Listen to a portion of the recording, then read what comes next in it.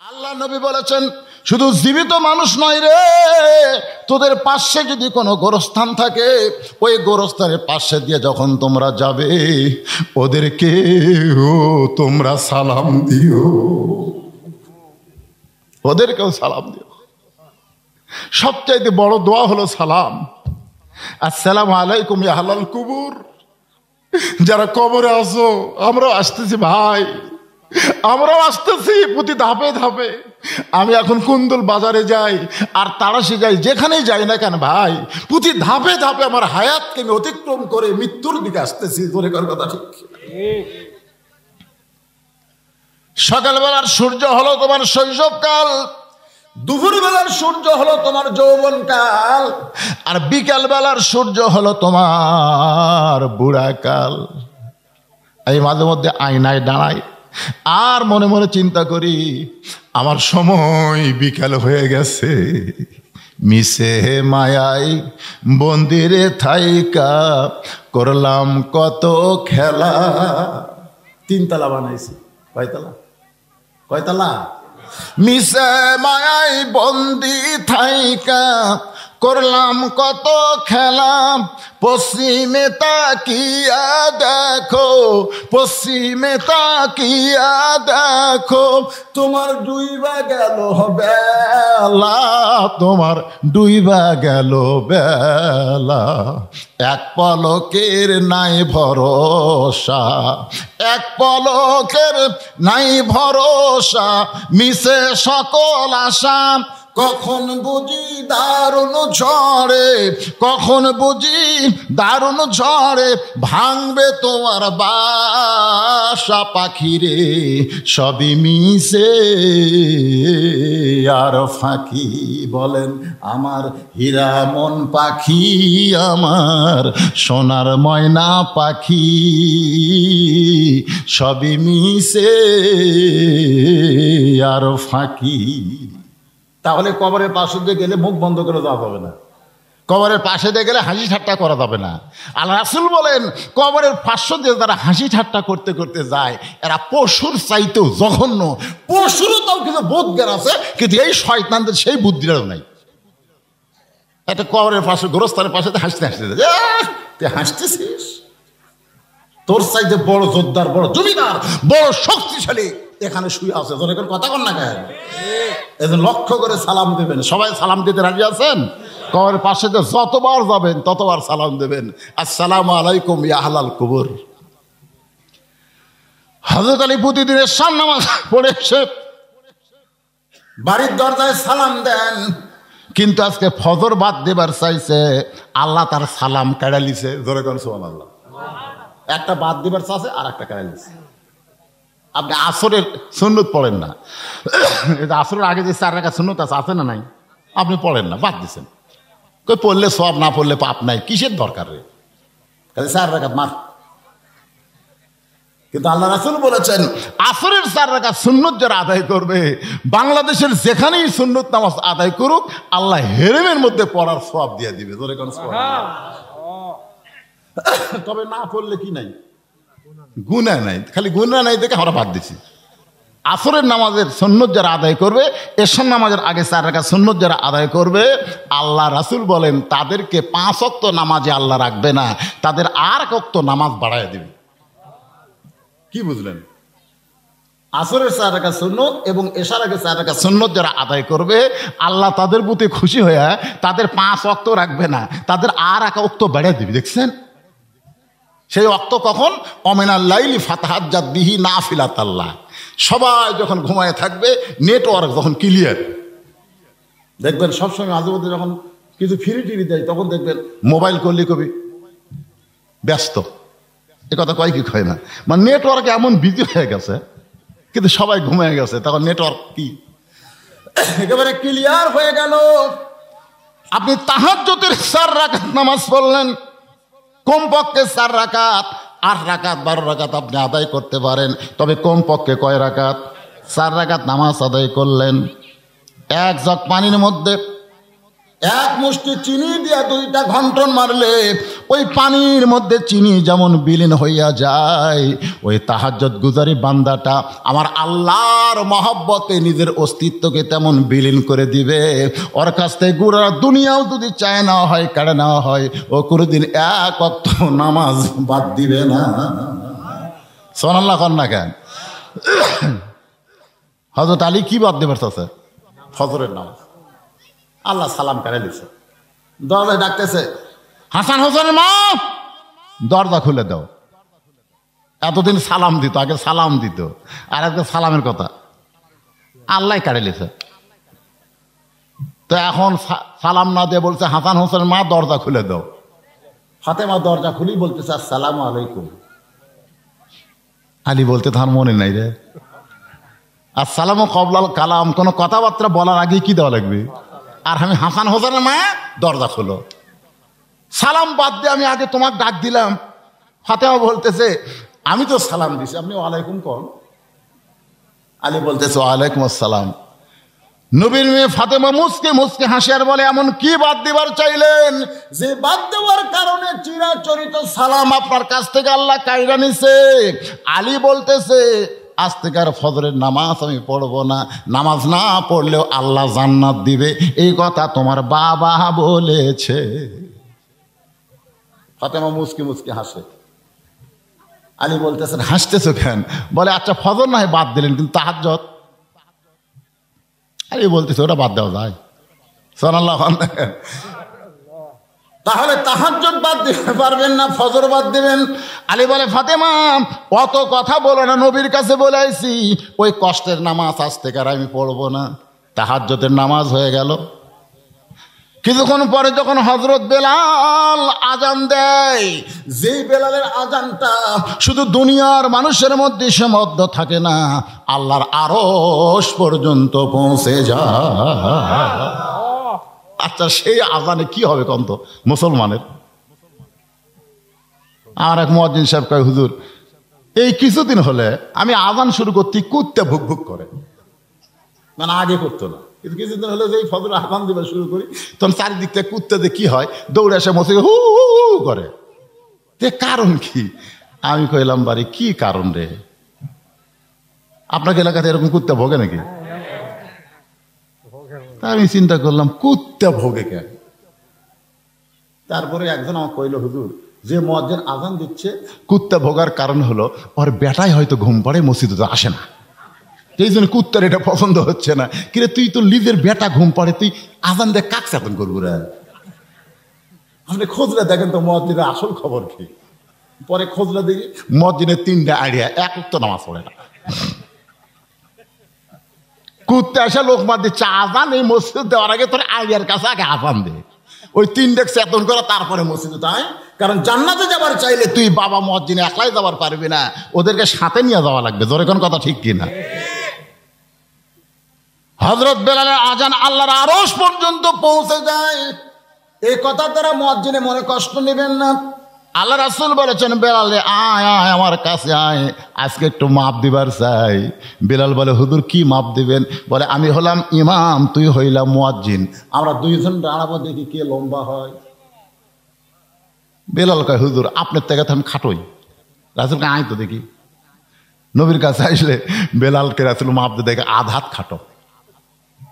বেলাল বলে হুজুর আমি আপনার সাথে খাটোই তো, আপনি ইমাম আর আমি মুয়াজ্জিন, বোঝেন না? ইমামের সাথে মুয়াজ্জিন লম্বা হলে মানাবে। রাসূল বলে দুনিয়ার তো ঠিকই মানাচ্ছে রে, কিন্তু মরার পর। বেলাল কয় হুজুর কি হবে? বলে হাসরের ময়দানে তোর মাথা আমার মাথার উপর আঘাত থাকবে। বেলাল বলে না হুজুর পাগলা, আমি কয়ে লাভ আছে? আল্লাহ কছে রে, আল্লাহ আমারে কইছে মুয়াজ্জিনের মাথা ইমামের মাথার উপরে যাবে, শুধু মাথা উপরে যাবে না, আল্লাহ মুয়াজ্জিনি করার উপহার হিসেবে তাকে একটা নূরের টুপি পরায় দিবে। হযরত বেলাল পাগলের মতন কাঁদতেছে, হুজুর আপনার মাথার উপর আমার মাথা কেন যাবে? রাসূল বলে বেলাল রে কান্দিস না, লাইলাতুল মিরাজে এমন একটা জায়গায় আমি ভয় পাইছিলাম, আল্লাহর কাছে আমি একাই যাচ্ছি। এতক্ষণ আমার সঙ্গে জিবরাইল ছিল, কিন্তু এখন আর জিবরাইল নাই, আমি একা একা আল্লাহর কাছে কেমনে যাই? এমন সময় দেখে আমার সামনে কে যেন হাঁটতেছে।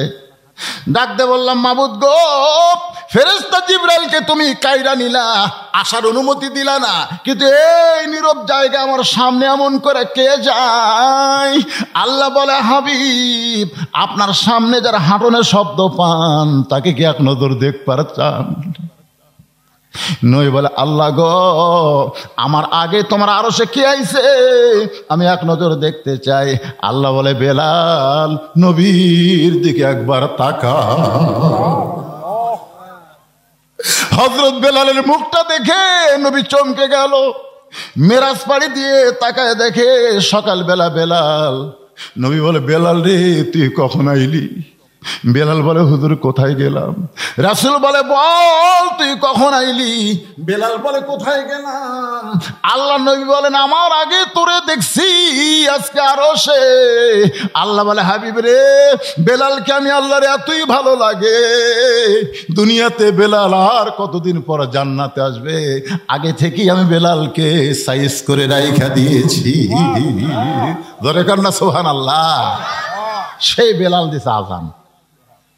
আজান শোনার পরে হযরত আলী আর বাড়িতে থাকতে পারে না, বাড়ি থেকে বের হওয়ার রওনা দেয়। ফাতেমার সামনে দাঁড়ায় বলে, কোথায় যাবেন? যাবেন কোথায়? আলী বলতেছেন, ফাতেমা এতদিন মসজিদের ভিতরে ঢুকে নামাজ পড়েছি, আজকে মসজিদের বাহির থেকে নামাজির দৃশ্য একটু দেখবার চাই। এতদিন ভিতরে ঢুকে পড়ছি তো, আজকে বাইরে থেকে একটু দেখবার চাই দেখি নামাজের সাইজ কিরকম। এটা কিন্তু ভিতরে ঢুকলে বোঝা যাবে না, বাইরে থাকলে বোঝা যাবে, ঠিক না? বাহিরে থাকলে বোঝা যায়, ভিতরে ঢুকলে বোঝা যাবে। তাই আপনি ভিতরে ঢুকে দেখেন আওয়ামী লীগ নেই, বিএনপি নেই, জামাত নেই, জাতীয় পার্টি নেই। আমি বাইরে থেকে দেখতেছি ওরা তিনজন ভিতরে, এটা ভিতরে ঢুকলে বাইরে থেকে দেখতে তিনজন। টাইম হয়ে গেছে আসরের, কিন্তু হুজুর নেই। দেখায় যা হুজুর ছাড়া এখন সামনে কে যায়? তিনজনের মধ্যে একজন আমার এলাকার তো আওয়ামী লীগ করে, একজন জামাত ইসলাম, একজন বিএনপি। তখন জামাত ইসলাম বলতেছে, আওয়ামী লীগ ভাই তোর দল ক্ষমতা আছে, তুই সামনে যা। আওয়ামী লীগ বলতেছে, পাগলামি করিস, আমি মাঝে মধ্যে নামাজ পড়ি রে, কোনোদিন পড়াবার পারি না। তো বলতেছে, তাহলে বিএনপি ভাই তুই যা, কাহিনী খুব পারলে আকামত পারি রে, কিন্তু ওই জায়গাত খারাপ হয়নি। বলে, আমি জামাত ইসলাম করি বারে, এখন তার ইমামতি করবি কে? বলে, এখন তুই সামনে যা, তুই হলো অলরাউন্ডার সব জায়গা। ধরে কোনো জামাত ইসলাম সামনে গিয়ে বলতেছে, নিয়ত করার সময় কি কবা? আমি কিন্তু বেড়াতে গেলে শুনতে দেখি, একতে দেয় তো বিহাজাল ইমাম কবা না, একতে দেয় তো বিহাজাল রাজাকার কবা, কোনটা কবা? তখন আওয়ামী লীগের নেতা বলতে, এই ফাজলাম করিস, আমি আওয়ামী লীগ, কই বিএনপি, তুই জামাত। এটা হলো বাইরের কথা, ভিতরের কথা হলো আমরা তিন ভাই একসঙ্গে জামাত করতে চাই। ধরে কোন সুবহানাল্লাহ। এখন ভিতর আর বাইরে তফাৎ আছে না? নাই। আমি বাইরে থেকে কি দেখলাম, ওরা তিন ভাই, খালি বাইরে সেই 3 দল 14 দল 20 দল, খালি ভিতরে ঢুকে দেখেন কোনো দলাদলি, খালি ঢুকেই দেখেন উদখুলু ফিস সিলমি কাফা, খালি ঢুকে দেখেন। কিন্তু আমরা ঢুকতেই পারলাম না। ফাতেমা মুস্কি মুস্কি হাসে। আলী বলে, হাসতেছো কারণ কি? বলে, এতদিন যেই ব্যক্তি ভিতরে ঢুকে নামাজ পড়েছে সেই ব্যক্তি বাহিরে থাকতে পারবে না। খামাখা আপনি পড়বেনই না, যখন দেখার কি দরকার? আজান দিল রে, আজান শোনার পরে শুয়ে থাকা যায়, নামাজ না হয় না পড়া যায়, এই শুয়ে থাকা যাবে। ফাতেমা জানে, সব জানে, সুবহানাল্লাহ। কারণ স্বামীর চরিত্রে সবচাইতে বেশি জানে কে? এই জন্য বাংলাদেশের কোনো পীরের বউ মুরিদ হয় না। আপনারা দেখবেন যারা পীর বিড়ি করতেছে এর বউ কিন্তু মুরিদ হয় না, কারণ পীরের বউ জানে আমার স্বামীর মতো লুচ্চা কেউ নেই। আমি 3টা দিনের সুখ খেয়াল করে দেখছি। একটা হলো ডাক্তারের বউ কোনোদিন সিজার করে না, কারণ ডাক্তারও করবার দেয় না, কারণ সিজার করলে মায়েরও ক্ষতি, বাচ্চারও ক্ষতি। এই যে বড় বড় ডাক্তার যারা আপনাকে এমপি সাহেব করে দেখবেন, তারা একটা বাচ্চা সিজার করা হয় না। বাংলাদেশে কোনো মৌলবীর বাড়িতে কিন্তু জীবনে মিলাদ হয় না, আপনার খেয়াল করে দেখবেন। ওরা জানে মিলাদ একটা ফাও জিনিস, খামাখাটে খরচ করে লাভ কি, ওরা পরের বাড়িতে পড়ায়, নিজের বাড়িতে হয় না। আর একটা ব্যাপার হলো পীরের বউ কোনোদিন মুরিদ হয় না, কারণ বউ জানে আমার স্বামী 1 নম্বর লুচ্চা, মাঝে মধ্যে মুরিদের বউয়ের দিকে তাকায়। তাহলে কয়টা কথা বললাম? কথা কর না, কেন খালি হাসলে হবে? অরিজিনাল কথা। কিন্তু সর্বপ্রথম আল্লাহর নবীর কাছে যিনি কলেমা পড়েছেন তিনি কিন্তু নবীর বিবি। ধরে কান সুবহানাল্লাহ। পীরের বউ মুরিদ হয় না, কিন্তু নবীর বউ সর্বপ্রথম নবী বলে স্বীকার করে। রাসূল বলেন, খাদিজা কি দেখলে আমার ভিতরে, যার কারণে কেউ নবী বলে আমারে স্বীকার করে না, তুমি আমারে নবী বলে স্বীকার করলে? খাদিজা বলে, নবী গো, আপনি ভিতরেও যেমন বাহিরেও তেমন। লাকাদ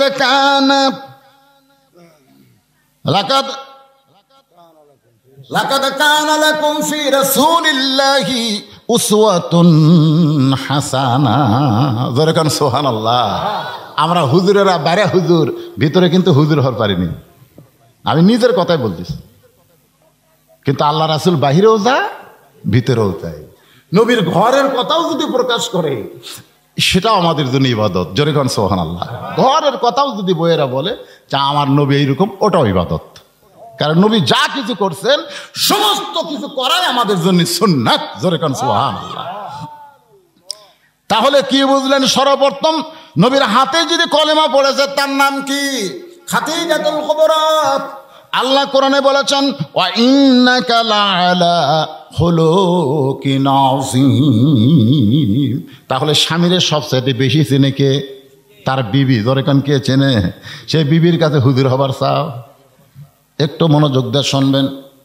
হযরত আলী মসজিদের বাহির থেকে নামাজের দৃশ্যটা দেখতে চায়, এমন সময় দেখতে পায় মসজিদের বারান্দায় আবু যর গিফারি ফজরের 2 রাকাত সুন্নত নামাজ আদায় করতেছে। ফজরের আগে কয় রাকাত সুন্নত? এই 2 রাকাত সুন্নতের দাম আল্লাহ রাসূল বললেন, আসমান এবং জমিন বিক্রি করলেও ফজরের 2 রাকাত সুন্নতের দাম দেওয়া যাবে না। তাহলে ফজরের আগে 2 রাকাত সুন্নতের এত দাম, তাহলে ফরজের 2 রাকাতের ফরজের কি দাম? ফজরের 2 রাকাত ফরজের দাম আছে না? জোরে করা। আর সেটা বাদ দেয়, খালি ঘুম পাড়ে। আপনাদের গ্রামের মসজিদের মুয়াজ্জিন সাহেব এখানে আছে? কোথায় সে? মুরব্বী ওটা বাবা। ফজরের খবর কি? ভালো, আলহামদুলিল্লাহ। আসলে কোন গ্রামে কেমন খবর ফজরের লি বোঝা যাবে। আবু যর গিফারি নামাজ পড়তেছে সুন্নত। এমন সময় হযরত আলী আবু যর গিফারের দিকে তাকাইছে। আবু যর গিফারের দিকে তাকাইছে, কি তাকান? এইরকম না। রাসূল বলেছেন, ইত্তাকু ফিরাসাতাল মুমিনিনা ফাইন্নাহু ইয়ানজুরু বিনুরিল্লাহ। হযরত আলী তাকায় দেখতে পায় আবু যর গিফারি মধুপান করতেছে। এই জন্যে আল্লাহ রাসূল বলে, তোরা নামাজ নিয়ে কবরে যা, 1 নম্বরের কোনো টেনশন করা লাগবে না। যখনই মুনকির নাকির বলবে মান রব্বুকা, তোমার রবকে, তখন আপনাকে বলা লাগবে না, আপনার নামাজ খাড়া হবে। আপনি ঘুমের মধ্যে থাকবেন, নামাজ খাড়ায় বলবে, এই মুনকির নাকির এই কাকে রব সম্পর্কে প্রশ্ন করিস? এই যাই শুয়ে আছে, তা আমি কি? আপনি কে? নামাজ। এমন ঘুম দেওয়া দিছে, ডাকিস না, যা করা লাগে আমাকে কর। তো বলতেছে মান রব্বুকা, কে রে পাগলা? এই এসে ঘুম পাড়তেছে, সারা জীবনে কয় ওয়াক্ত নামাজ পড়ছে হিসাব জানিস? উনকে নাকি আমরা হিসাব কি হবে জানবো? তো জানিস না তো ধরছিস কেন? কয় রাকাত নামাজ পড়ছে জানিস? ওয়াক্তই জানি না, রাকাত তাহলে কেমনে জানবো? প্রত্যেক রাকাতে যে কইছে আলহামদুলিল্লাহ রব্বিল আলামিন, সেটা জানিস? রুকুতে গিয়ে বলছে সুবহান রাব্বিল আযীম, সেটা জানিস? সেজদাত গিয়ে বলছে সুবহান রাব্বিল আলা, সেটা বুঝিস? যাই দুনিয়ার জীবনে এতবার রব রব রব রব করে কবরের মধ্যে একটু ঘুম পাড়তেছে, তা আবার ডিস্টার্ব করিস কেন?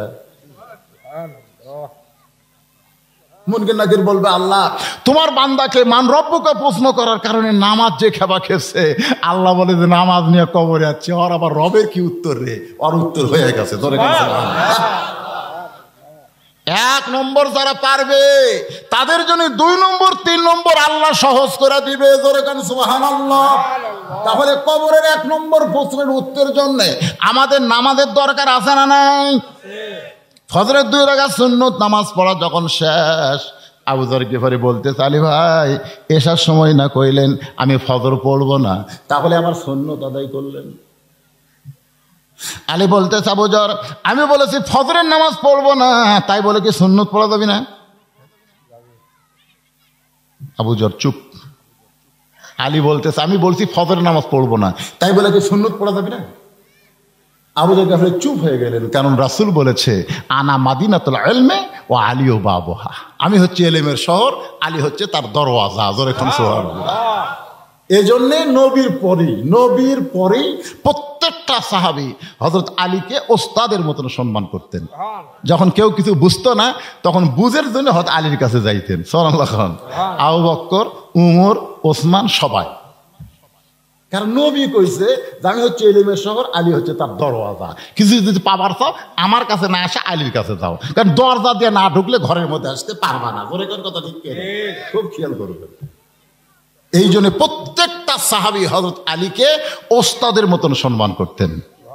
যেই বলছে আমি না হয় ফজর পড়বো না, তাই বলে কি সুন্নত পড়া যাবে না? কিছুক্ষণ পরে যখন জামাতের সময় হয়েছে, হযরত বেলাল আকামত শুরু করেছেন। আকামতের মধ্যে একটা শব্দ দুইবার বলে, কদ কামাতিস সালাহ, কদ কামাতিস সালাহ। শব্দের অর্থ হলো নামাজ দাঁড়িয়ে গেছে। এমন সময় আল্লাহর আইন হলো কুমু লিল্লাহি কানিতিন। কুম মানে কি দাঁড়াও, লিল্লাহি আল্লাহর জন্য, কানিতিন আনুগত্য নিয়ে। তার মানে বোঝা গেল দাঁড়ানোর মতন শক্তি আপনার থাকলে আপনি বসে থাকার নামাজ হবে না। নামাজের যে কয়টা ফরজ আছে তার মধ্যে একটা ফরজ হলো দাঁড়িয়ে নামাজ পড়া। যখন কি হয়ে নামাজ পড়া, তাহলে দাঁড়ানোর মতন যার শক্তি আছে তাহলে তাই কি বসা চলবি? কিন্তু এখন দুই একটা আছে চেয়ারত বসে থাকে, আছে না নাই? আপনাকে হয়তো এখানে নাই, ওই দেখবেন গোটা হাট বাজার করতেছে ব্যাগ লিয়া, ভ্যানের 10 টাকা দিবে না দেখে 2 কিলো হাঁটতেছে, কিন্তু মসজিদে ঢুকাই চেয়ার খুঁজতেছে। এখন আপনারা বলেন কোরআনের এই আয়াত অনুযায়ী চেয়ারত বসে নামাজ হবে যদি হাত পা ভাঙ্গা যায়, রুকু সেজদা করবার যদি না পারে, তাহলে তার নামাজ হবে কিন্তু জামাত হবে না। এই জিনিসটা খেয়াল করুন, তার নামাজ হবে কিন্তু জামাত, কারণ জামাত পড়তে গেলে কাতার সোজা করা হলো ওয়াজিব, আর কাতার সোজা করতে গেলে পায়ের গোড়ালির সঙ্গে গোড়ালি মিল করা হলো ফরজ। আগালি মিল করলে হবে না, গোড়ালি মিল করা লাগবে। এখন গোড়ালি যদি মিল করবার চান, আপনি চেয়ারত বসলে আপনার পায়ের গোড়ালি কোথায় গেল? তাহলে আপনার তো কাতার সোজা হচ্ছে না। তাহলে ওই চেয়ার বসে নামাজ পড়তে দিবেন একেবারে সবার শেষে। তুই যখন চেয়ারে তুই বসবি তুই শেষে যা, তুই আমাকে কাতার ছাড়া। ধরে কারণ কি ছাড়া কথা কয় না কেন, কি ছাড়া? তুই আমাকে কাতার ছাড়া। যেই মাত্র কদ কামাতিস সালাহ, কদ কামাতিস সালাহ বলেছে কে? হযরত বেলালের আকামতের ভিতরে সঙ্গে সঙ্গে আলীকে কোরআন বলতেছে কুম কুম, দাঁড়া। বসে আছিস কেন? তুই ফজর পড়বো না, বাড়ি থাক, ফাতেমার সাথে থাক। তুই মসজিদের মধ্যে ঢুকে সুন্নত পড়ে বসে আছিস, দাঁড়া, লিল্লাহি আল্লাহর জন্য। ধরে কেন সুবহানাল্লাহ, আল্লাহর জন্য খাড়া হ। খালি দাঁড়ালে হবে না, আনুগত্য নিয়ে দাঁড়া। হযরত আলী খুব জোরে সরে সামনে কাতারে গিয়া দেখে জায়গা নাই, আবু বকর আর উমরের মাঝখানে এভাবে হাত ঢুকাইয়া দিয়া এরকম একটা চাড়া মারছে। আকবার আছে, আল্লাহু আকবার। হযরত পড়বি না, কোন কাতারত গেছে? আবার এমন জায়গার ডান আছে যে ডান পাশে আবু বকর, বাম পাশে উমর। ধরে কোন সুবহানাল্লাহ। ফজরের নামাজ শেষ, ফজরের নামাজ শেষ। আজকের বিষয় হলো ফাদখুলি ফি ইবাদি ওয়াদখুলি জান্নাতি। আর ইবাদত করতে গেলে 1 নম্বর ইবাদতের নাম কি? আরো জোরে বলেন। বাংলাদেশে নামাজ না থাকার কারণে আজকে আমাদের সমাজের অবস্থা এমন হলো, দেখবেন 5 ওয়াক্ত নামাজ যে মহিলা পড়ে ও কোনোদিন বেপর্দা হয় না, কারণ নামাজে ওকে পর্দা শিখায়। আপনি যেমন তেমন কাপড়ে কিন্তু নামাজ পড়লে হবে না। মেয়েরা দেখবেন যখন বাড়িতে নামাজ পড়ে তখন এত সুন্দর করে কাপড় গায়ে দেয়, ওই নামাজ 5 বার পড়ার পরে আল্লাহ তারে বুঝাই দিল, তুই এত সুন্দর করে যখন নামাজ পড়িস, আল্লাহর সঙ্গে দেখা করতে চাস, তাহলে জনগণের সঙ্গে পর্দা করি তোকে থাকতে হবে। আমার মা বোনেরা মনোযোগ দিয়ে শুনবেন, হযরত আলী সামনে কাতারে নামাজ যখন শেষ হয়ে গেল, সালাম ফিরানোর পরে নবী বললেন, আলী তুমি তো ফজরের নামাজ পড়বা না, তাহলে সামনে কাতারে কেন? আবু বকর খালি মুচকি মুচকি হাসতেছে। সুবহানাল্লাহ। আল্লাহ রাসূল এসার সময় কি কথা, নামাজ যদি জান্নাতের জন্য হয় আলী নামাজ বাদ দিবি, এটা আল্লাহর জন্য হলে ইন্না সলাতি, নামাজ কার জন্য? যদি আল্লাহর জন্য হয় আলীর জীবন যাবে, কিন্তু তার জীবন থেকে এক ওয়াক্ত নামাজ কোনোদিন বাদ যাবে এটা কিন্তু আবু বকর রাসূল কইছে। এখন আলীকে বলতেছে, আলী রে তুই না কইলি ফজরের নামাজ পড়বো না, তাহলে সামনে কাতারে খবর কি? আলী পাগলের মতন কান্দে। রাসূল বলে, আলী রে কান্দিস কেন? তুই কান্দার কারণ কি? আলী বলতেছে, নবী গো বহু চেষ্টা করলাম নামাজ বাদ দিব। রাসূল বলে, কেমনে দিবি? জিহাদের ময়দানে মুসলমানের বিজয় হলো, কিন্তু যিনি ময়দানের সেনাপতি তিনাকে খুঁজে পাওয়া যাচ্ছে না। ওই যুদ্ধের সেনাপতি হলেন হযরত আলী। ধরে কান সুবহানাল্লাহ।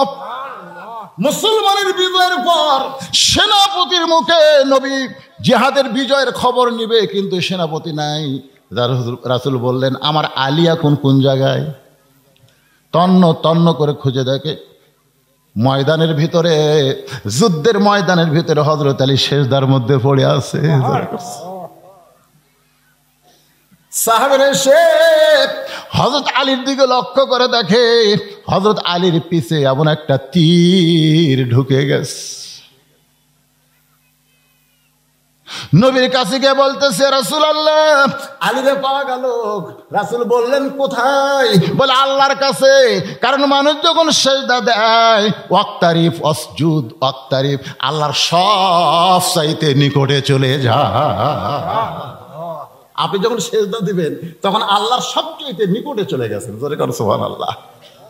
হুজুর আমরা লক্ষ্য করে দেখলাম আলীর পিঠে একটা তীর ঢুকেছে, ওই পিঠের মধ্যে তীরটা এখনো দেখা যায়, আমরা কি করব?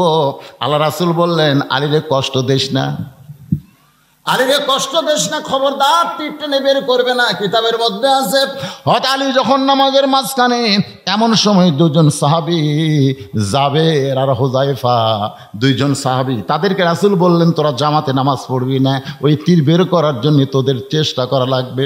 নামাজের মধ্যে হযরত আলী তীর শলাকা ধরে টানে, আলী খালি লড়ে।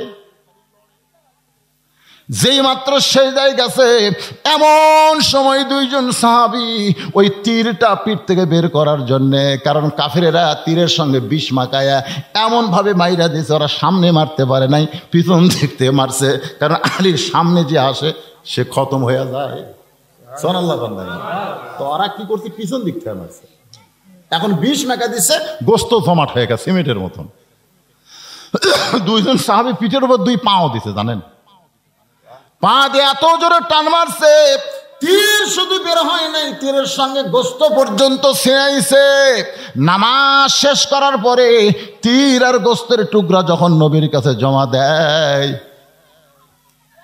নবী আমার তীরটাকে সামনে রেখে গোস্তের টুকরার উপরে ডান হাত এভাবে লাগায় দেয়। আলী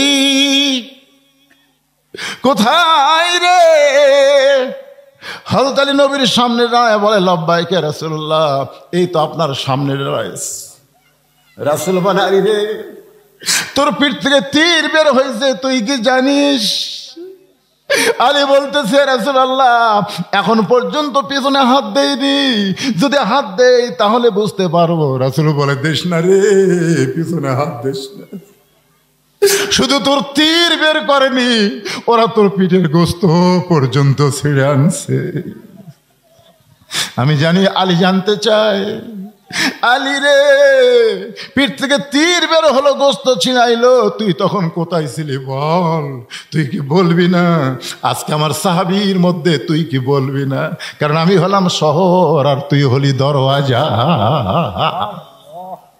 আলী বলতেছে, রাসূলুল্লাহ আপনি যখন বলতেছেন তাহলে শোনেন, আমি তখন কাবার ভিতরে ছিলাম, আবু বকর উমর খালি মুখ সাওয়াসাই করে, আবু বকর উমরের দিকে তাকাই, উমর আবু বকরের দিকে তাকাই, কিরে নামাজ পড়ছি মসজিদ নববীতে, আর আলী বলতেছে কাবার ভিতরে ছিলাম। কাবা হলো মদিনা থেকে 430 কিলো দূরে, সেই কাবার মধ্যে আলী কেমনে গেল? আল্লাহ নবী বললেন, সমস্ত সাহাবীরা জবান বন্ধ করো, জোরে কেন সুবহানাল্লাহ। আমি আলীর কাছ থেকে জানতে চাই, আলী রে তুই নামাজ পড়লি মসজিদ নববীতে, তুই কাবার মধ্যে কেমনে গেলি? আলী বলতেছে, ইয়া রাসূলুল্লাহ, আমি যখন নামাজের নিয়ত করলাম, নিয়ত করার পরে, নিয়ত মানে কি? নয়তন উসাল্লি লিল্লাহি তাআলা, এইটা কিন্তু নিয়ত না। আপনি আল্লাহু আকবার বলে হাত বাঁধবেন, এটাই হলো নিয়ত। নিয়ত পড়া লাগবে না, নিয়ত করা লাগবে। আপনারা বলেন তো, নিয়ত পড়া না করা? আমি আর আমার ভাই দুইজন একসাথে গেছে নামাজ পড়বার, উনি যায় নয়তন উসাল্লি লিল্লাহি তাআলা 4 রাকাতে সালাতুল আসর করতে ইমাম সাহেব রুকুর থেকে সেজদা গেছে, একই সাথে ঢুকে আমি 4 রাকাতি ফানো, ওই 1 রাকাত মিস করল। আমি বললাম, কে ভাই, আমার 4 রাকাতি হলো, তোর যদি 1 রাকাত মিস হলো, এই শালা নিয়ত বাড়ে, এ করবার যত পাড়াপাড়ি করি ততই ভুল হয়, আর বাগতে রাকাতাই হয়ে যায়, এই ভুল শোধরাতে 1 রাকাতে যায়। তা আমি বললাম, ভাই তোর নিয়ত কখন হতে তুই জানিস? আমি তো তা জানি না। তুমি যখন অজু করছো, অজু করার সাথে সাথে আল্লাহ বুঝিছে ওই কোন নামাজের অজু করছে, তোর কোন কথা ঠিক কিনা? তুমি মসজিদে পা দিতে আল্লাহ জানে তুমি কোন নামাজের জন্য ঢুকছো। তুমি যখন কাতারবদ্ধ হয়ে দাঁড়াইছো তখন আল্লাহ জানে তুমি কোন নামাজ পড়বা, তারপরে আবার নিয়ত পড়া লাগবে। অজু করতেই তোমার নিয়ত হয়ে গেছে। তো নিয়ত করার পর আমি তাকায় দেখি, একটু মনোযোগ দিয়ে শুনবেন, এই ভ্যান দেখবেন, বিরক্ত হচ্ছেন? এই মাহফিলে কোন আদায় আছে? কোন আছে? নাই, আমি তো গতবার আইছিলাম, কোন আদায় না। আপনারা এরকম চিন্তা করবেন না হুজুর শেষে বোধহয় আদায়ের টান দেবেন। আমি ঘড়ি ধরে ওয়াজ করতেছি, ঘড়ি অবশ্য দেখার চান্স পাইনি, কেবল আসতেছে 3:32। ওয়াজ হবে কতক্ষণ? 4টা পর্যন্ত। না না, 4 দিয়ে যাবি না, কারণ আগে ওয়াজ না আগে নামাজ। আর সবচাইতে সালাতুল ওস্তা হিসাবে যে নামাজকে ঘোষণা করা হয়েছে তার নাম হলো আসরের নামাজ। আসরের নামাজকে বলা হয় সালাতুল ওস্তা। ওস্তা বোঝেন? বোঝেন না? সবচাইতে গুরুত্বপূর্ণ নামাজ হলো আসরের নামাজ। আসরের নামাজ যে জামাতের সঙ্গে আদায় করবে, বাকি 4 ওয়াক্ত নামাজ আল্লাহর জিম্মায়, আল্লাহ তার জন্য আদায় করে নিবে। সবচাইতে বেশি অলসতায় মানুষ আসরের নামাজ করবে, দেখে হাট বাজারে গিয়ে সব কিছু করবে, কিন্তু আসরের নামাজ দিয়ে গুরুত্ব দিবে না। আজকে মাহফিল এসে আমরা সেই নামাজকে গুরুত্বহীন মনে করব না, গুরুত্ব দিয়ে আমাদের নামাজ আদায় করা লাগবে, ঠিক কিনা বলেন? গত বছর এখানে বিশাল জামাতে নামাজ হয়নি, আজকে হবে ইনশাল্লাহ। সব হয়তো মসজিদে যাবেন না, এখানে আমি তো মনে হয় মুসাফির হয়ে গেছি, তাহলে তো হচ্ছে না। যদি মুসাফির না হতাম তাহলে আমি নামাজটা আজকে পড়াতাম। হ্যাঁ, কিন্তু না, মুসাফির হয়ে গেছি, কারণ আমি তো পরকার ওয়াজ খেয়াল করা লাগবে। আমি বাড়ির থেকে যখন রওনা দিছি, এ ওয়াজ না, পরে যার একটা ওয়াজ আছে গুরুদাসপুর সিংড়া, ওটা দেখলে মুসাফির, তো তাহলে আমাকে দেওয়া হচ্ছে না। কিন্তু আপনাকে সাথে আমি জামাতে নামাজ পড়বো, সমস্যা আছে? আলহামদুলিল্লাহ। রাজি আছেন তো? কারা কারা রাজি? আল্লাহ খাদ দেখেন তো দেখি। লিল্লাহে তাকবীর। কোনো টেনশন করেন না, আজকে জীবনে দেখেন নামাজ পড়ার, নামাজ ধরা, যেই নামাজ মানুষকে সব পাপ থেকে হেফাজত করবে, নামাজই পারে মানুষকে। আল্লাহ কয় নামাজের জোরে ফায়েশা কাজ যাবে দূরে, পাক কোরআনে রয়ে আছে ঘোষণা। এখন আকাম কুকাম নামাজ রোজা একসাথে বান্ধি। এখন আপনাদেরকে মাত্র 5টা মিনিট, আমার মায়েরা হয়তো বলবে যে হুজুর খালি নামাজ নামাজ নামাজ নামাজ করলো, অথচ আমাদের পর্দা নিয়ে কোনো কথা বললো না। আমার মায়েদের জন্য বলতেছি, মা, গভীর রাত্রে, রাতটা যখন গভীর হয়ে গেছে, এমন সময় ফাতেমা স্বামীর বুকের মধ্যে মাথা দিয়া ফোঁপায় ফোঁপায় কাঁদতেছে। আলী বলে, ফাতেমা কান্দার কারণ? বলে, কান্দার কারণ হলো আল্লাহ তাআলা আমার দোয়া কবুল করছে। আল্লাহ আমার দোয়া কবুল করছে। আলী বলে, ফাতেমা তুমি কি পাগলি হলে? আল্লাহ দোয়া কবুল করলে মানুষ কাঁদবে কেন? বরং মানুষ খুশি হবে। কি দোয়া করছো ফাতেমা? বলে, দোয়াটা হলো আল্লাহ যেন আমাকে পর্দার মধ্যে মৃত্যু দেয়। আল্লাহ বলেছে, ফাতেমা তোমার দোয়া আমি কবুল করলাম। সুবহানাল্লাহ। আলী বলে, ফাতেমা রে, যে সারা জীবন পর্দা করে সে তো পর্দার মধ্যেই মৃত্যুবরণ করবে।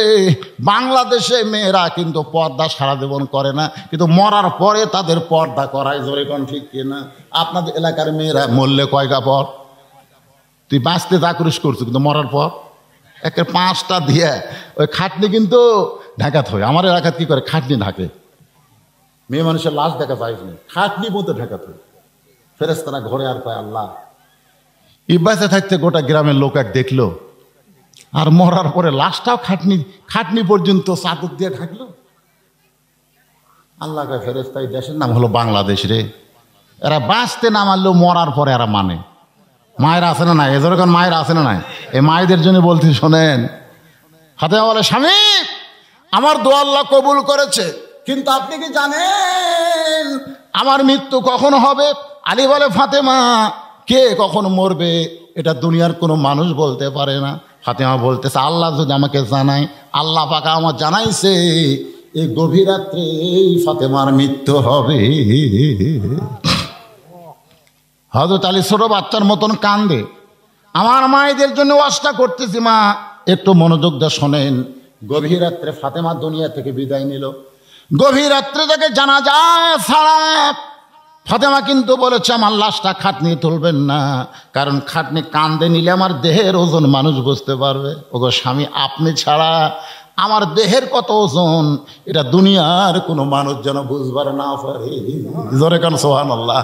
কারণ আপনি আমাকে লাড়াচাড়া করেছেন, আপনি আমার স্বামী, আপনি আমাকে কান্দে করে নিয়ে যাওয়ার পারবেন না। ওই জান্নাতুল বাকির পূর্ব কোণায় সবুজ রঙের একটা বাতি জ্বলবে, ওই বাতি বরাবর আমাকে দাফন করে দিবেন।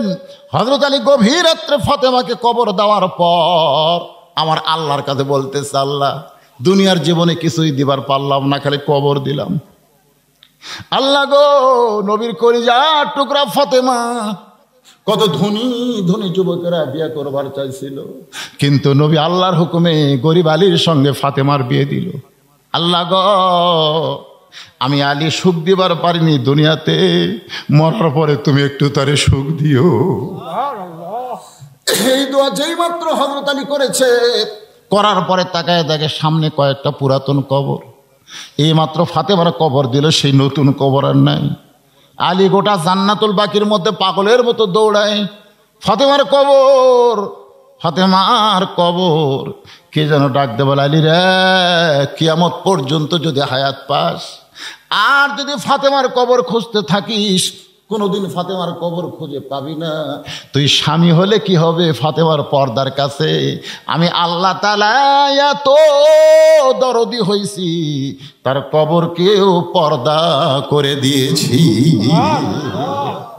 এই পর্দা করার কারণে ফাতেমা হলো খাতুনে জান্নাত, জান্নাতি সমস্ত নারীদের নেত্রী। আমার মা বোনেরা যেখানে বসবাস শুনতেছেন, আমি শুধু পুরুষের নামাজের কথা বলতেছি, নারীদের নামাজের মধ্যে আছে, কিন্তু বাড়তি আপনার পর্দা।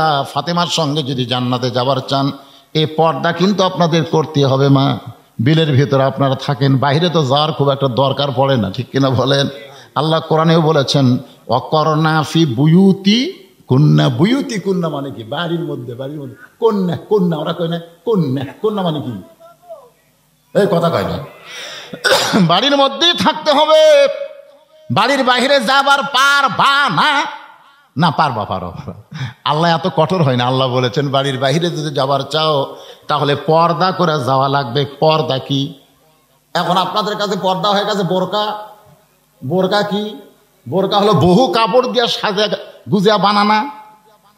আমি আমার নানির বোরকা দেখছি, দাদির বোরকা দেখছি, তারা যখন কোনো জায়গায় যাইতো, তাদের যে টোপলা কাপড় সব ওই বোরকার ভিতরে, বোরকার মধ্যে ব্যাগ, বোরকার মধ্যে পানির ডাবরি, বোরকার মধ্যে সব। এখন এই চিকন মানুষ এক বোরকার মধ্যে সব নেওয়ার কারণে এই হাতির মতন মোটা হয়ে গেছে। মানুষ কিন্তু চিকন, কিন্তু ভিতরে সব লিখে তো দাঁড়া কিছু লাগবে, ভিতরে নেওয়ার কারণে মোটা হয়ে গেছে। মরদ মানুষকে এটা মানুষ লয়, এটা পেতনি রে। কেউ যদি একবার তাকাছে ভয় আর দুইবার তাকাই। আর এখনকার বোরকাগুলো ভাই এমন বোরকা আটো সাটো হসে, এখন ভিতরে কোন জিনিস কুটি আছে বাইরে থেকে বোরকা পড়লেও বোঝা যায়। জোরে কোন ঠিক কিনা? এটা বোরকা লয় তো, এটা পর্দা লয় তো। পর্দা হলো যে পরপুরুষ যেন বুঝবার না পারে। মায়েরা, যারা আছেন একটু মনোযোগ দিয়ে শুনবেন। এবার হযরত আলী বলতেছে, রাসূলুল্লাহ, নামাজের নিয়ত করার পর আপনি বলেছেন তাকায় থাকতে হবে সেজদার দিকে। জোরে কোন, কোন দিকে? এই নিয়ত করার পরে কোন দিকে? সেজদার দিকে তাকায় থাকতে হবে। রুকুত গেলে কোন দিকে? এগুলা কিন্তু তালিম দেওয়া লাগে 7 বছর থেকে। অনেকে আছে নামাজ পড়ে, আমি যতবার মক্কা মদিনা গেছি ভাই, আমাকে বাংলাদেশি মুসলমানের নামাজ হলো সবচাইতে ভালো। ওই সুদানি আফ্রিকানরা নামাজ পড়ে ঘাড় চুল 2 হাতে ছাড় দিয়ে ঘাড় চুল গেছে, করতেছে। আমি কই কি রে, আমাদের বাংলাদেশের নামাজ এত ভালো, এরকে নামাজ এরকম ব্যাসাই দেখে। আমি ওটা বুঝতে পারলাম কাবার কাছে গিয়া। কাবার কাছে গিয়ে দেখি ভাই গোটা কাবার মাত্র একটা দরজা, আর সেই দরজাটা বাংলাদেশের দিকে। ধরে করো সুবহানাল্লাহ। একটা ঘরে ঢুকতে গেলে দরজা দিয়ে ঢোকা লাগে। আল্লাহর কি শান, সে দরজাটা বাংলাদেশের দিকে আল্লাহ ঘুরে দিয়েছে। যা তোরা এখানে নামাজ পড়বি রে, তোদের নামাজ তোদেরকে কাবার ভিতর দিয়ে বাইতুল মামুর থেকে আল্লাহর আরশ পর্যন্ত পৌঁছে দিবে। তোদের নামাজ হবে আসসালাতু মিরাজুল মুমিনিন, তোদের নামাজ হবে মুমিনদের মেরাজ। জোরে করো সুবহানাল্লাহ। বাংলাদেশের লোকের নামাজ খুব ভালো, তারপরে 2-1টা ব্যাসাইদা আছে না নাই? জোরে কোন আছে না নাই? কারণ ওদেরকে ছোটবেলায় ওদের বাপ মা শিখায়নি, তালিম দেয়নি। এখন থেকে তালিম দিবেন, আপনাদের নাতিদেরকে, বাচ্চাদেরকে তালিম দিবেন। এখন হযরত আলী সেজদার দিকে তাকায় আছে। এই যে 2টা চোখ কোন দিকে? সেজদার দিকে। আলী বলতেছে, রাসূলুল্লাহ, আমি বহু চেষ্টা করলাম সেজদার দিকে তাকায় থাকবো, কিন্তু কে যেন আমার চোখের পাতা ভারী করে দিল। আমি তাকায় থেকে সেজদার দিকে, কিন্তু চোখের পাতা ভারী হয়ে গেছে। হুজুর, আমার চোখটা যখন বন্ধ হয় আমি তখন দেখতে পাই যেখানে সেজদা দিব সেইখানে আল্লাহর কাবা ঘর এসে দাঁড়িয়ে আছে। ওসমান গনি কয়, কে রে ওমর ভাই, আলী যে বলতেছে আমার চক্ষু যখন বন্ধ হয় আমি তখন দেখতে পাই, কিন্তু চোখ বন্ধ হলে দেখবি কেমন? দেখেন ওনারা কিন্তু দামি সাহাবী, 1 নম্বর 2 নম্বর 3 নম্বর, তার মধ্যে খুশখুশি শুরু হয়ে গেছে। কেন আসলে চাই? আলী বলতে আমার চক্ষু যখন বন্ধ হয় আমি তখন দেখতে পাই। এটা কোন চোখ? না না, আমরা ছোটবেলা পড়েছি একই চন্দ্র 2 পক্ষ 3 নেত্র। নেত্র মানে চোখ, চোখ হলো আসলে 3টা। মুসলমানের 2 চোখ হওয়ার কারণে মুসলমানেরা মার খাচ্ছে। 3 চোখ যখনই খুলবে তখন মুসলমান দুনিয়ার পাগল হবে না, আল্লাহর পাগল হবে। জোরে কোন কথা ঠিক কিনা? আলী বলতেছেন, ইয়া রাসূলুল্লাহ, আমি তখন দেখতে পাই আমার সেজদার জায়গায় আল্লাহর কাবা ঘর। আল্লাহর কাবা ঘর দেখে আমার চোখ দিয়ে দর দর করে পানি পড়তেছে। কাবার মালিক এখন ডাক দেয় বলে, আসলে নামাজ কার? জোরে বলেন কার? কাবার মালিক ডাক দেয় বলে, আলী রে, তোর নামাজের সাইজ ভালো, এই জন্য আমি আল্লাহ তাআলা দূরের কাবা সেজদায় দিলাম, তারপরে তুই কান্দিস কেন? আলী বলতেছে, আল্লাহ তুমি যখন আমার সঙ্গে কথা বলো আমার সাহস বাইরে গেল। মাবুদ, সেজদার জায়গায় কাবা দিয়া তুমি আলী রে খুশি করতে পারবা না। আল্লাহ বলে, আলী কেমনে খুশি হবি? বলে, আমি রে কাবার সেজদা দেই না, আমি আলী কোনোদিন কাবায় সেজদা দেই না, আমি সেজদা দেই কাবার মালিক আল্লাহর কুদরতি পাই। তোমার 2টা পা আমার সেজদায় দাও, আমি তোমার পায়ে সেজদা দিয়া সুবহান রাব্বিল আলা বারবার বলতে চাই। তুমি উপরওয়ালা, আমি আলী হলাম সেজদাওয়ালা। আলী বলে, নবী গো, ওই আল্লাহর কুদরতি পায়ে সেজদায় আছি, ওই সময় আমার পিঠ থেকে তীর টেনে বের করছে, পিঠের গোশত ছিঁড়াইছে। আমার 7টা টুকরা করলেও আমি বুঝতে পারতাম না, কারণ নামাজ আমাকে আল্লাহর কাছে পৌঁছায় দেয়। আলী বলতেছি, ইয়া রাসূলুল্লাহ, বহু চেষ্টা করলাম ফজরের নামাজ পড়বো না, হুজুর বহু চেষ্টা করলাম আমি আজকে ফজরের নামাজ পড়বো না, কিন্তু আমি চেষ্টা করলে কি হবে? আমি নামাজ ছাড়বো, কিন্তু নামাজ আমাকে ছাড়বে না। বিশ্বাস যদি না হয়, একদিন এশার নামাজ না পড়ে আপনি বিছনায় ঘুমার যাবেন, বিশ্বাস যদি না হয় এশার নামাজ পড়ে আপনি বিছনায় ঘুমাতে যাবেন, আমি যত বড়ই বাপের বেটা হন না কেন আপনি কিন্তু ঘুমাতে পারবেন না যতক্ষণ এশার নামাজ না পড়বেন। বলে কোন ঠিক কি না? এই 5 ওয়াক্ত নামাজের একদিন এশার না পড়ে ঘুমান না কেন? পারবেন না। তো তাহলে সেই নামাজকে আমরা ছাড়বো? আল্লাহ আমাদের সবাইকে এই বিলের এই মানুষগুলোকে 5 ওয়াক্ত নামাজ ধরার তৌফিক দান করুক। সকলে বলেন আল্লাহুম্মা আমিন। আস্তাগফিরুল্লাহ। পরে এ ভাই, এই কোন লোকের উঠলেন কেন? এখানে নামাজ হবে তো, হাত তোলেননি আপনারা? মোনাজাতের পরে একে সাথে সাথে নামাজ হবে না, একটু উযু করার টাইম দেওয়া হবে, তারপরে আমরা এখানে নামাজ পড়বো। আল্লাহুম্মা আমিন। আল্লাহুম্মা আনতাস সালাম ওয়া মিনকাস সালাম তাবারাকতা ইয়া যাল জালালি ওয়াল ইকরাম। আয় আল্লাহ তাআলা, তোমার কয়েকজন যুবক কষ্ট করে মেহনত করে হাজার হাজার টাকা খরচ করে আজকের এই ধাপ তেতুলিয়া ধাপ পাড়া জান্নাতের বাগান লাগাই দিছে। তোমার হাজারো বান্দা বান্দি আজকের এই জান্নাতের বাগানে এসে কোরআন হাদিসের আলোচনা শেষে আমি গুনাহগারের সঙ্গে রহমতের দরজায় ফকির হইয়া দোকানা হাত তুলেছে। মেহেরবানি করে আজকের মাহফিল আমাদের সকলের হেদায়েতের জন্যে, নাজাতের জন্যে, জান্নাতের জন্যে কবুল করো। এই মাহফিলের শুরু থেকে শেষ পর্যন্ত যত আলোচনা হয়েছে আল্লাহ, এর মধ্যে যদি ত্রুটি হয়, ভুল হয়, মাফ করে দাও। এর জাহাদিয়া মঞ্জুর করো। সোনার মদিনায় নবী পাকের রওজা মুবারকে আল্লাহ তুমি কবুল করে নাও। तमाम अंबियाए किराम, असहाबे किराम, ताबिईन किराम, तबा ताबिईन किराम, আউলিয়ায়ে किराम, পীর মাশায়েখ বুজুর্গানে किराम, तमाम পৃথিবীর মাটির নিচে যত মুমিন মুমিনা শুয়ে আছে আল্লাহ সকলের আরওয়াহ পরে হাদিয়া কবুল করেন। মাবুদ, আমরা যারা হাত তুলেছি আমাদের জনম দুঃখিনী মা যাদের কবরে চলে গেছে আল্লাহ মেহেরবানি করে মায়ের কবরটাকে জান্নাতের টুকরা বানিয়ে দাও। মা, ছোট্ট একটা শব্দ, কিন্তু মায়ের মধ্যে কি মধুরে, যাদের মা নাই তারাই বোঝে। আল্লাহ, আমাদের মধ্যে যাদের দুঃখিনী মা কবরের ঘরে ঘুমায়, মায়ের কবরে আর তুমি কষ্ট দিও না। আমাদের মা গুলোকে আল্লাহ তুমি জান্নাতি কবুল করে না। বাবার বাড়ি ঘর সবই আছে, আমি সহ আমরা যারা বাবা হারে এতিম হয়ে গেছি আল্লাহ মেহেরবানি করে বাবার কবরকে জান্নাতের টুকরা বানিয়ে দাও।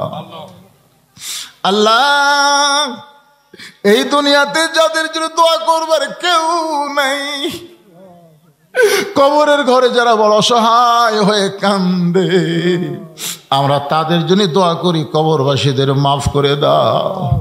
আল্লাহ, আমার সম্মানিত মা বোনেরা পর্দার অন্তরালে বসে যারা আওয়াজ শুনেছে আবেদা সালেহা পর্দাজি কবুল করে মা ফাতেমার চরিত্র দান করে দাও। আল্লাহ, ফিলিস্তিনের মুসলমানকে তুমি হেফাজত করো, বাইতুল মুকাদ্দাসকে তুমি হেফাজত করো, গোটা বিশ্বের মুসলমানকে আল্লাহ তুমি কবুল করো। আজকের মাহফিলের সম্মানিত সভাপতিকে আল্লাহ তুমি কবুল করো, সহসভাপতি কবুল করো, মাহফিল পরিচালক কবুল করো, ধাপপাড়ার ইমাম মুয়াজ্জিন খতিবকে আল্লাহ তুমি কবুল করো, মুসল্লিদের কবুল করো। যারা কষ্ট করে মেহনত করে এত সুন্দর আয়োজন করেছে আল্লাহ তাদের সকলকেই তুমি 5 ওয়াক্ত নামাজি হিসাবে কবুল করে নাও। একটা মিনিট আপনারা একটু খেয়াল করবেন, একদিন মসজিদের খাটনি আমার বাড়ির আঙ্গিনায় ধরাধরি করে নিয়ে আসবে। সেদিন বড়ই পাতার গরম পানি আমার দেহে ঢালিবে, রঙিন কাপড় খসায়া সাদা কাফনের কাপড় পরাইবে। একদিন আমরা সবাই মরে যাব বাবা, সবাই মরে যাব। যেদিন আমাদের মৃত্যু হবে দিনটা যেন জুমার দিন হয়, মাসটা যেন রমজান মাস হয়, ইমানের সাথে ইজ্জতের সাথে মুসলমান হয়ে এই দুনিয়া থেকে যেন বিদায় নিতে পারে। আল্লাহ কবুল করো। আল্লাহ আজকের মাহফিল সর্বাত্মকভাবে তুমি কবুল করে নাও আল্লাহ। অত্র গ্রামের উপরে তুমি রহমত বরকতের দরজা খুলে দাও আল্লাহ। বড় কষ্টে আছে, রাস্তাঘাট যাদের নাই, তারপরেও তারা তোমার বান্দা আল্লাহ। এত সুন্দর আয়োজন করেছে আল্লাহ, তুমি মাহফিলের দিকে তাকায়া গোটা ধাপ পাড়াকে তুমি কবুল করে নাও আল্লাহ। সুবহানা রাব্বিকা রাব্বিল ইজ্জাতি আম্মা ইয়াসিফুন ওয়া সালামুন আলাল মুরসালিন আলহামদুলিল্লাহি রাব্বিল আলামিন। ওয়াজাল আখিরাতে কালিমাতুনা লা ইলাহা ইল্লাল্লাহু মুহাম্মাদুর রাসূলুল্লাহ সাল্লাল্লাহু আলাইহি ওয়াসাল্লাম।